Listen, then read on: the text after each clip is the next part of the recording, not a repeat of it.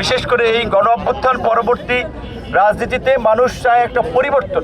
যারা নেতৃত্ব দিবে তারা আগের মতো মানুষের উপরে চাপিয়ে দিবে, মানুষের উপরে খবরদারি করবে।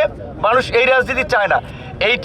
এই জুলাই গণ অভ্যুত্থানে গণপ্রতিরোধের মাধ্যমে মানুষ দেখিয়ে দিয়েছে যে মানুষ জনগণের নেতা চায়, জবাবদিহিতামূলক রাজনীতি চায়, জনবান্ধব রাজনীতি চায়। জাতীয় নির্বাচন হয়েছে, আগামীতে স্থানীয় নির্বাচন হবে। আপনারা জাতীয় নির্বাচনে যেমন বিভিন্ন প্রার্থীর জন্য ভোট চেয়েছেন, স্থানীয় নির্বাচনে আবার আপনারা যাবেন। তো এখন জাতীয় নির্বাচনে আপনাদের দল থেকে কেউ এমপি হয়েছে, মন্ত্রী হয়েছে, এবং আপনাদের স্বভাব চরিত্র যদি পরিবর্তন হয়, স্থানীয় নির্বাচনে কিন্তু মানুষ আবার সেটা একটা জবাব দেবে। তো কাজেই আপনাদের প্রতি অনুরোধ থাকবে, আমরা জনগণের প্রতি যে জনগণের রাজনীতি করার জন্য একটা নতুন বাংলাদেশ বিনির্মাণ করার জন্য, যেখানে সকল নাগরিকরা দলমত নির্বিশেষে তাদের মর্যাদা এবং অধিকার নিয়ে বাস করবে, দেশে আইনের শাসন থাকবে। ডেন্টিস্টের পরামর্শ নাও নতুন কোলগেট অ্যাক্টিভ সল্ট। আইনের দৃষ্টিতে সকল নাগরিক সমান সুযোগ লাভ করবে। কোনো মানুষ আক্রান্ত হলে আইনের আশ্রয় লাভ করবে।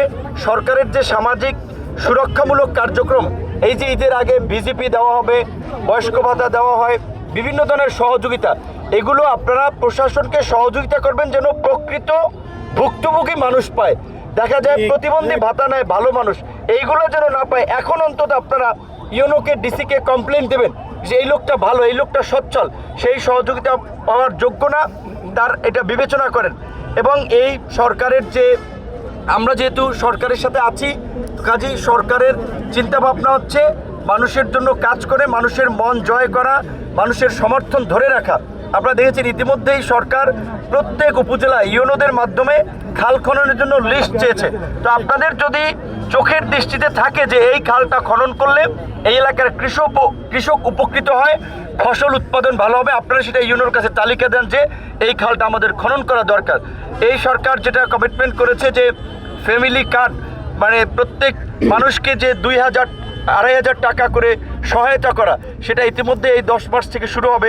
এই সরকার কমিটমেন্ট করেছে যে কৃষক কার্ড, সরকার তার কমিটমেন্ট অনুযায়ী মানুষের পাশে দাঁড়ানোর চেষ্টা করতেছে।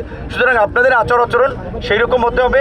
আপনারা আজকে দাঁড়িয়েছেন রোদ্রের মধ্যে কষ্ট করে, এটা আপনাদেরকে ধন্যবাদ জানাই। আর একটু শৃঙ্খল হতে হবে এবং একটু সুশৃঙ্খলভাবেই কার্যক্রমগুলো করতে হবে, নাহলে তো মানুষ আপনাদের ডাকে আসবে না, মানুষ আপনাদেরকে সম্মান করবে না। তো ধন্যবাদ সকলকে। ধন্যবাদ।